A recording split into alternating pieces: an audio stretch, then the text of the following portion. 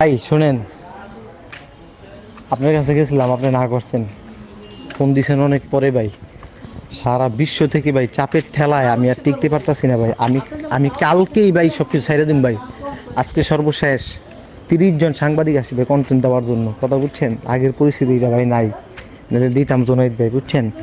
এখন বিষয়টা হলো আপনি ই করছে, আপনাকে আপনাকে নিয়ে দিব আর কি। মনে করেন কালকে চুলমুল কাটতে পাঞ্জাবি টাঞ্জাবি পুরা সব ঠিক হয়ে যাবে তো, বইলে পরেই আপনার সাথে সরাসরি একটা সাক্ষাৎকার দেবো, ওইটা নিয়েন ভাই। ওইটা ট্রেন্ডিংয়ে যাবে ভাই, ওইটা কঠিন আকারে ট্রেন্ডিংয়ে যাবে ভাই।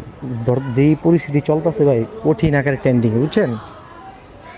মনে আছে ওই আগে এক ছেলে চুল লাল করছিল, লাল করার পর হুজুর থেকে টিকটকার হয়েছিল।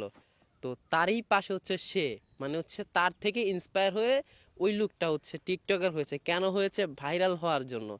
এখন কথা হচ্ছে ভাই, তুমি ভাইরাল হও ঠিক